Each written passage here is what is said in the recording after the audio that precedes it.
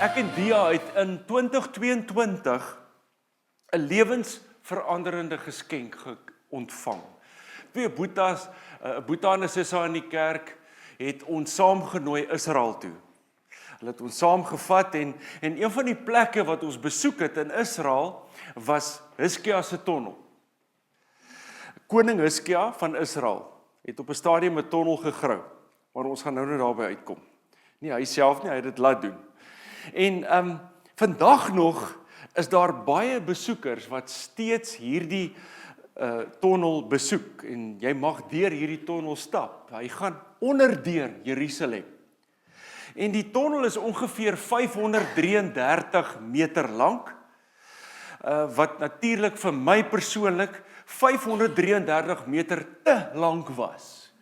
Ek meen die groep Andia en Pieter wat julle al gehoor preek het, hulle stap deur daai tonnel, neem foto's en sing lekker liedjies en ek is so benoud nie, ek weet nie, my hande sweet skoon as ek net daaraan dink. As jy bietjie entevrees is, dan beveel ek dit nie aan dat jy deur daai tonnel stap nie, want by baie plekke moet jy so half skeef draai en dan moet jy gebukkend loop, want jy stap deur water wat so diep is vir daai hele 533 meter. Maar wat 'n ondervinding.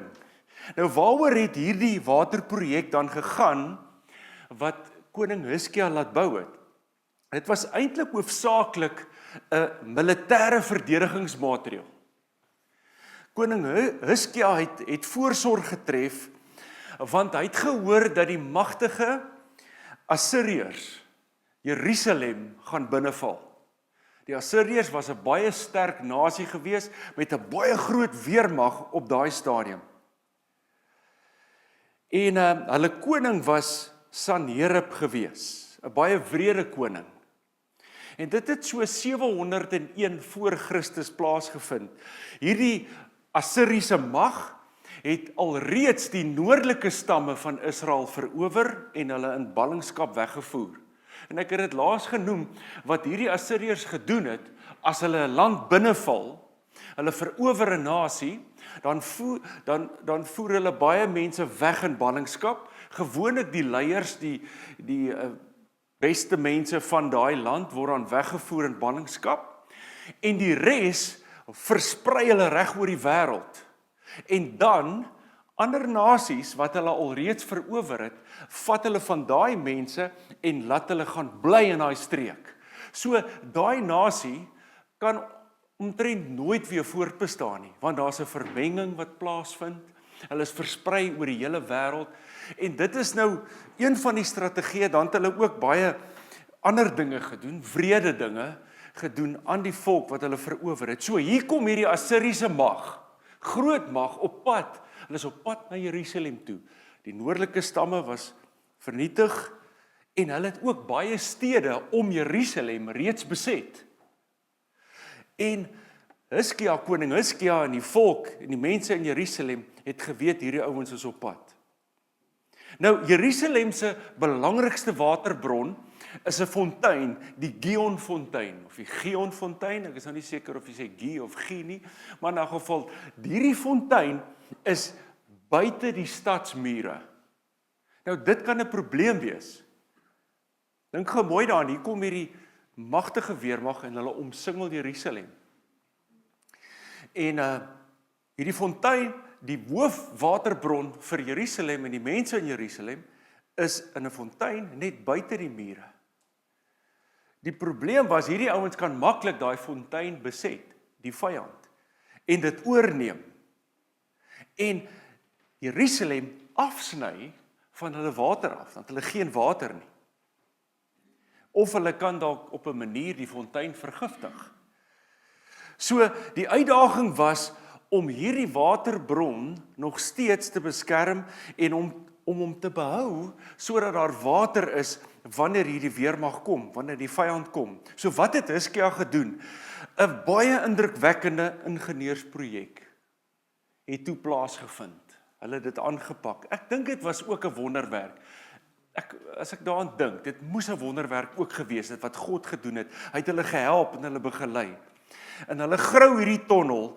Wel, ek sê nou grou, hulle moes basies hierdie tonnel uit klip uitkap 'n tonnel oopkap vir 533 meter van weerskante af.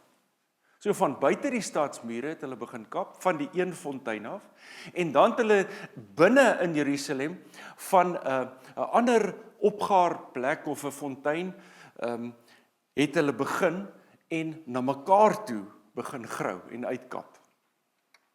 En weet julle wat so amazing? Op die ou einde het hierdie tonnel 'n 30 cm val gehad. Hy was teen 'n angle van die fontein buite die mure tot by die fontein binne. So dis hoekom ek dink is net 'n wonderwerk. Wat hulle ook gedoen het, hulle het toe die fontein toegemaak, al die fonteine buite die stadsmure, buite Jerusalem toegemaak, sodat die vyand nie toegang tot water gehad het nie.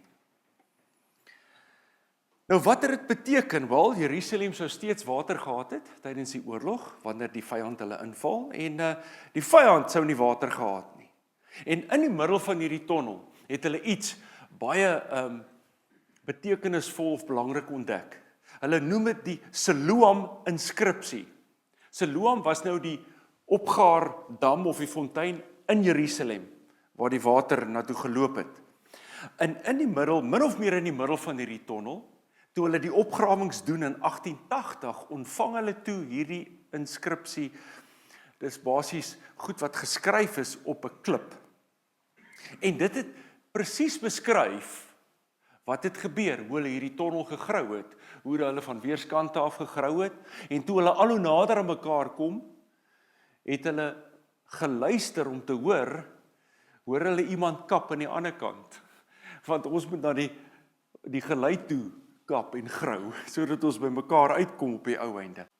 It's amazing hoe God ingegryp het en hulle gehelp het.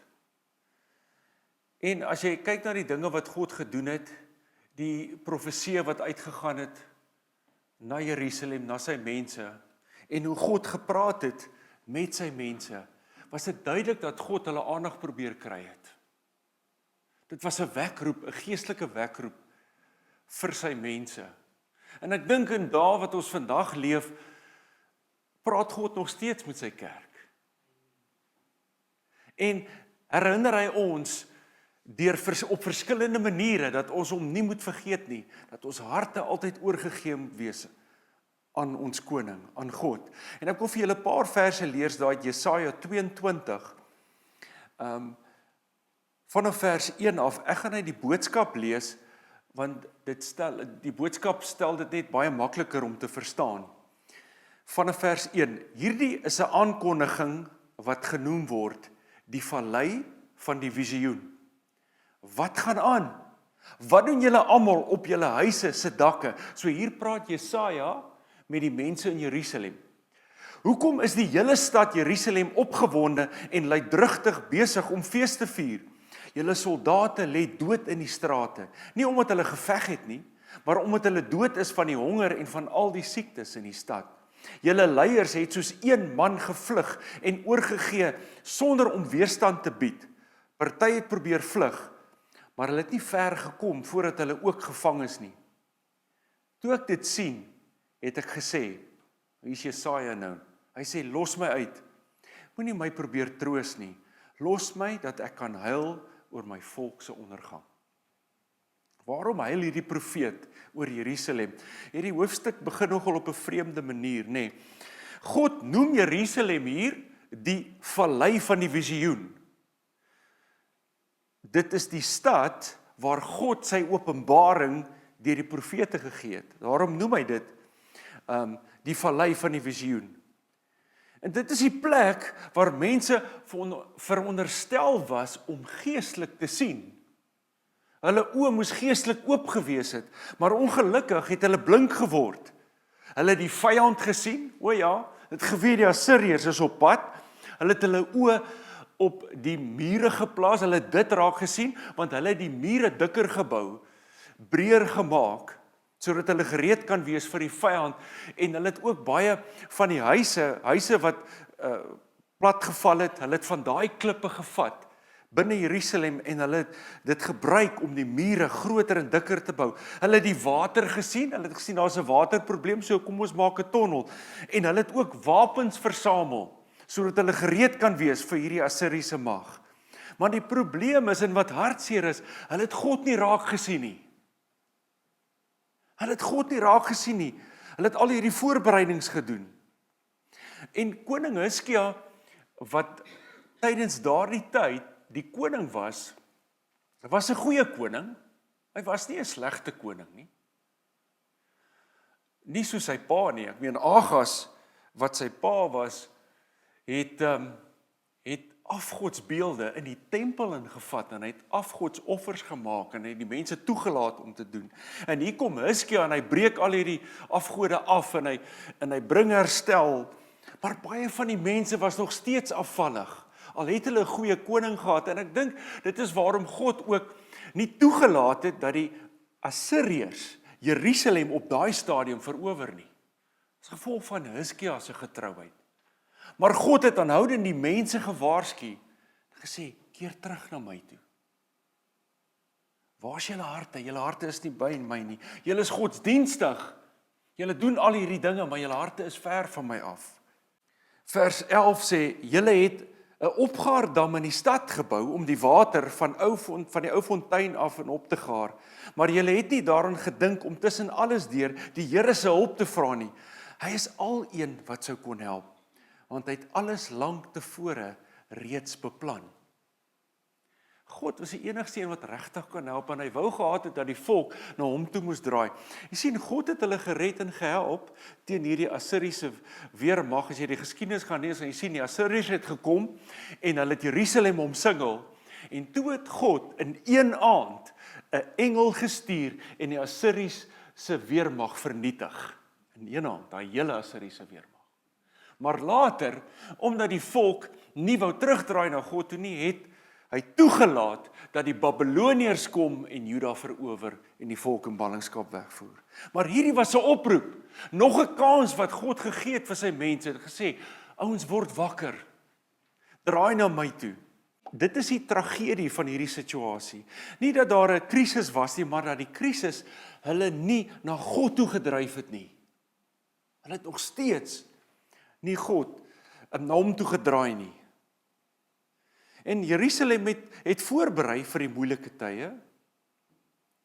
En dis belangrik, ek meen, God het nie 'n probleem gehad dat hulle voorberei het nie, dat mense voorberei nie.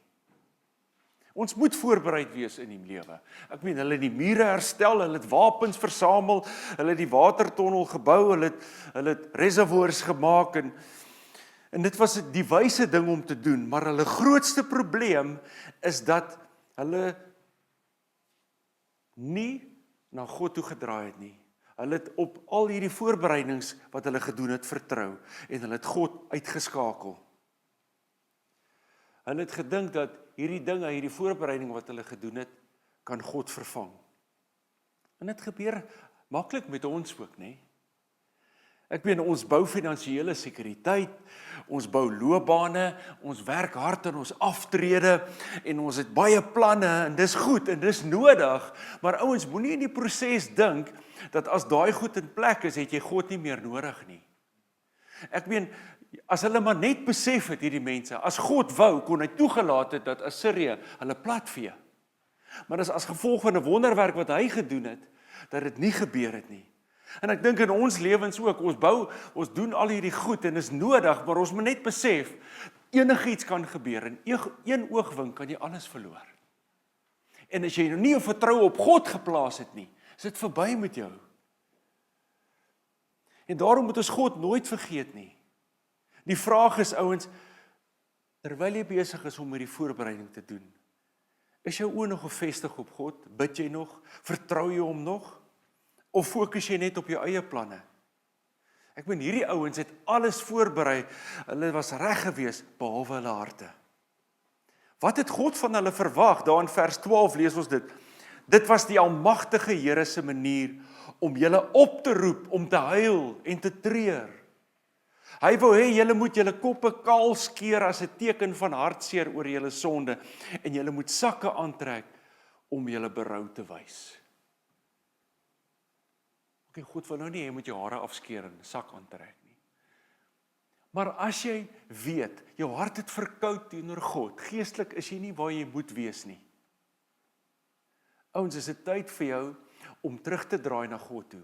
Berou te toon, sê Here, ek is jammer dat ek U vergeet het. Dat ek gedink het, ek kan onafhanklik van U leef.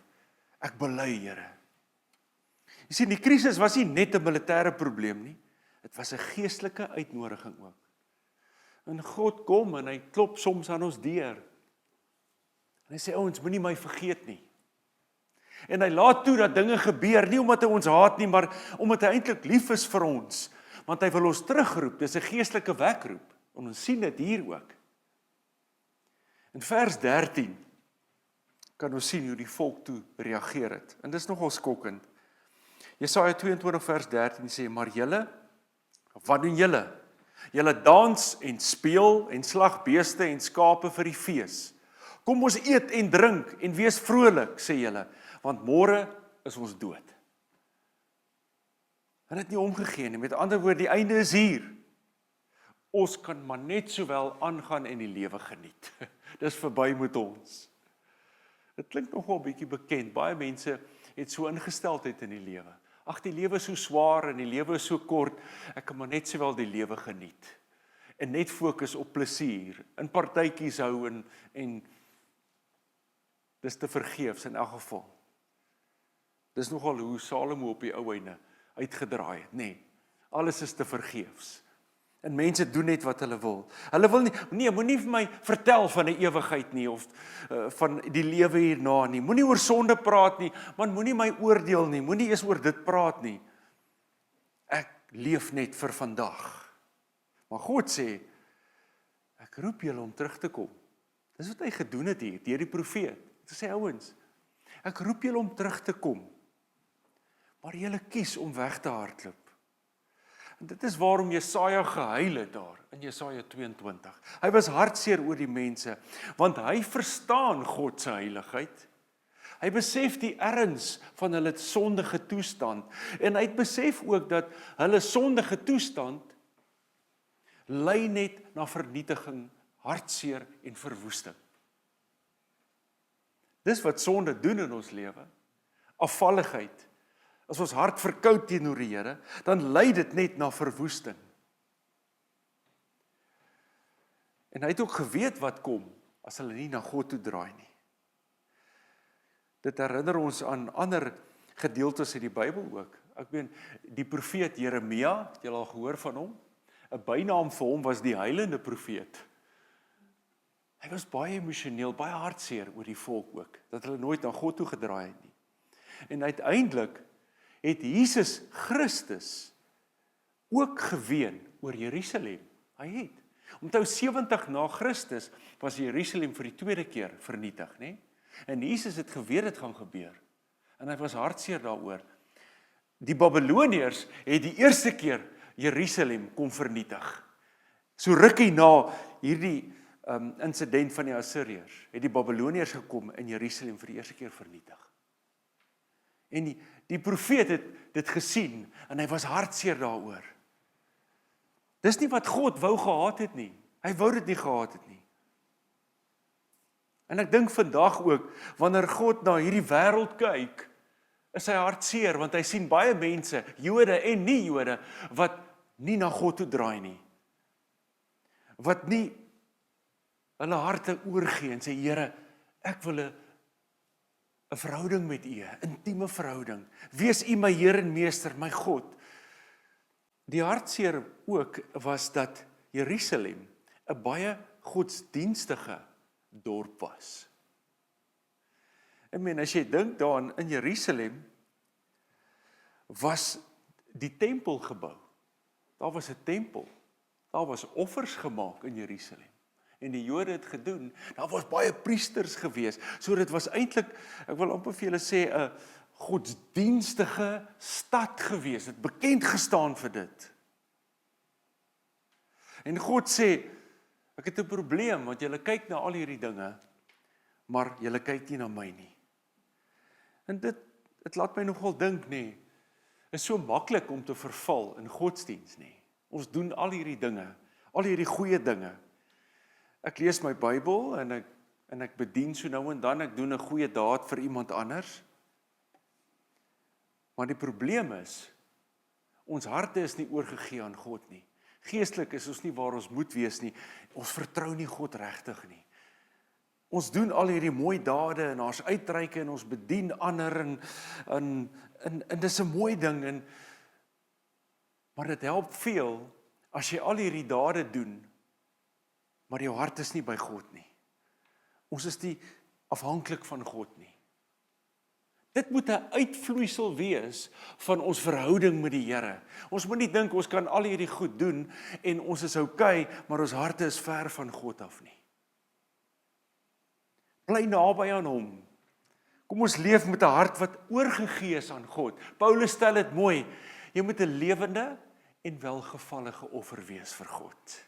En ek dink elkeen van ons weet wat daai hindernis in ons lewens is, wat ons geestelik terugkom.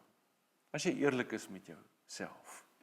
Ons elkeen is op 'n ander plek en die Heilige Gees is so getrou. Hy is aanhoudend besig om in ons lewens te werk en ons te herinner en ons te oortuig van dinge wat ons mee besig is, wat ons verhouding met die Here belemmer. Elkeen van ons weet waar dit is. En God, vandag kom hy en dis soos 'n geestelike wekroep en hy sê, daardie ding wat jou terughou, wat jou weghou, lê dit neer, draai na my toe. En dan sien ons dan in vers 15 in Jesaja 22, hoe die fokus skuif van die hele volk na een man toe. Waarom doen hy dit? Jy sien, die toestand van 'n volk begin dikwels by die hart van sy leiers. So hier was hierdie belangrike leier gewees in Jerusalem, wat net onder die koning aangestel was. En in vers 15 tot 25 lees ons van hom, sy naam was Sebna. En Sebna se probleem was, hy was hoogmoedig, en hy was vol van homself, en hy het gedink, omdat ek so goed is, en ek so 'n talentvolle leier is, dinamiese leier, is dit hoekom al hierdie dinge kan gebeur. En hy het God vergeet, en hy het die volk in 'n verkeerde rigting gelei. En toe kom die profeet, en God het gesê, nee, daai ou moet gefire word, klaar. Ek soek iemand wat lief is vir my, wat my die fokus maak, en God stel toe 'n ou aan met die naam van Eliakim. Hy word toe aangestel. En dit is so mooi, Eliakim se gesag oor die huis van Dawid is 'n historiese werklikheid. Hy was aangestel as die administrateur van die koninkryk. Maar dit was iemand wat sy hart oorgegee was aan God. En hy is ook 'n profetiese skaduwee van Christus wat sou kom, wat ook die hoof sal wees van die Davidiese koninkryk met die 1000 jaar van vrederyk. Dit was profeties gewees. In vers 22 sê God dat hy die sleutel van Dawid op Eliakim se skouers sal plaas. Dit verwys na sy administratiewe gesag oor die Davidiese koninkryk namens die koning Hiskia. Die sleutel van Dawid, natuurlik, wat hy hiervan praat, gaan op die ou einde sy volle vervulling in Jesus Christus vind. Soos dit bevestig word in Openbaring 3 vers 7. Hier sien ons weer 'n dubbele vervulling van 'n profesie wat Jesaja gebring het. Jy sien, menslike leierskap is tydelik, maar Christus se koningskap is ewig en onwankelbaar. So ouens, Jesaja 22 is nie net geskiedenis oor Jerusalem nie, dis 'n spieël. En wanneer ons daarna kyk in hierdie deel van die Bybel, dan sien ons onsself. En die vraag wat God vir ons vra is, hy vra nie hoe sterk is jou mure nie, hoe goed het jy voorberei vir jou toekoms nie, hy sê, waar is jou hart? Waar is jou hart vandag? Is jou hart by my? Ons leef in 'n tyd van onsekerheid. Ons bou finansiële sekuriteit, ons beplan ons toekoms, ons werk hard om ons gesinne te versorg, en dis 'n goeie ding, dit is 'n verantwoordelike ding om te doen. Maar die vraag bly, vertrou ons net op ons eie voorbereiding, of vertrou ons op die Here? Is ons harte oorgegee aan God? Is jy geestelik op die plek waar jy moet wees? Dien jy die Here soos wat jy hom moet dien? Dit is so belangrik en hierdie is vir my so mooi uitdaging uit Jesaja uit vir elke gelowige. Moenie God vergeet in die proses nie. En die Here praat vandag nog met sy kerk. Hoe doen hy dit? Deur sy woord. As jy wil weet wat die wil van God is, lees die Bybel. Dis God se wil. Hy praat met ons deur sy gees ook. En dan gebruik God soms omstandighede om met ons te praat en selfs deur krisisse. God gebruik dit om ons geestelik wakker te maak. Om te sê, word wakker. Word wakker. Draai weer na my toe, vertrou my. So die vraag is nie of God praat nie, die vraag is, luister ons nog? Is ons geestelike ore oop? So mag ons nooit so besig raak om ons lewens te bou, laat ons die werklike boumeester vergeet nie. En ek wil julle uitnooi vandag. Miskien wys die Heilige Gees vandag vir jou dat jy goed voorberei het vir die lewe op aarde, maar dat jou hart stilweg weggedryf het van God af. Of dalk het moeilike omstandighede jou bitter gemaak. Dit gebeur soms in die lewe. Dit het jou bitter gemaak, dit moes jou nader trek aan die Here, maar jy is verbitter teenoor die lewe. Jy het negatief geraak. Vandag nooi die Heilige Gees jou terug. Nie na godsdiens nie, 'n godsdiensbeoefening nie, maar na 'n verhouding met jou hemelse Vader. 'n Nuwe opnuut naby verhouding met jou hemelse Vader. 'n Lewende verhouding met hom. En as jy vandag vir jou vertroue volkom op die Here wil plaas, of dalk wil jy vir die eerste keer jou lewe vir hom gee vandag. Ouens, wil ek jou uitnooi, moenie langer uitstel nie, doen dit vandag. Moenie hierdie geestelike wekroep ignoreer nie. Kom net soos jy is. God ontvang jou net soos jy is, in liefde, met oop arms. En dan van daar af, begin hy 'n pad met jou te stap, verander hy jou. God praat vandag nog met sy kerk. En elke keer as hy praat, is dit 'n uitnodiging van sy genade, dat ons moet terugkeer na hom toe. Kom ons bid saam, ons sluit die oë. Vader, in Jesus naam, dank ek U vir elke persoon wat vandag hier is. En Here, ek wil U vra dat elke persoon wat ervaar hoe die Gees in hulle harte werk, en hulle roep om terug te draai na U toe, Here, dat harte nie verhinder sal word nie, en dat hulle nie sal terughou nie, maar ek bid vir dat elke persoon, Here, ten volle vandag sal oorgee opnuut. Help ons, Here, om 'n pad met U te stap, dat ons geestelik 'n lewe leef wat oorgegee is aan U, Here, dat ons lewende en welgevallige offers sal wees vir U, Here. Ons bely, Here, as daar dinge is wat belangriker geword het as U. Ons bely vandag, Here, as ons vertroue begin plaas het op aardse dinge, dat ons net op dit begin vertrou het. En ons het vergeet, Here, om op U te vertrou. Ons bely vandag. En ons besef, Here, weer eens, dat U die enigste een is, Here, wat werklik waar in beheer is van ons lewens, Here. En in een oomblik kan ons alles verloor, Here. In een oomblik, Here. En daarom wil ons opnuut kom vandag en ons vertroue ten volle in U plaas. En ons sê, Here, lei ons, versterk U ons, Here. Begelei ons deur die Gees, Here. Ons gee ons harte oor aan U, Here. Ons verklaar ons afhanklikheid van U vandag, Here. Ons dank U, Here, dat U is ons koning, U is ons Here en Meester. In Jesus naam. Amen, amen. Loof die Here.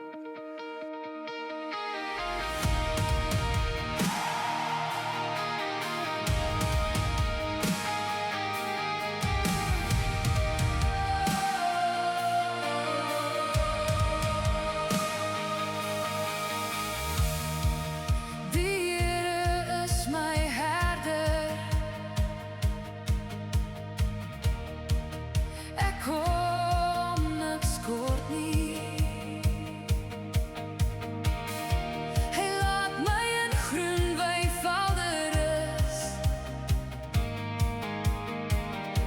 Hy bring my by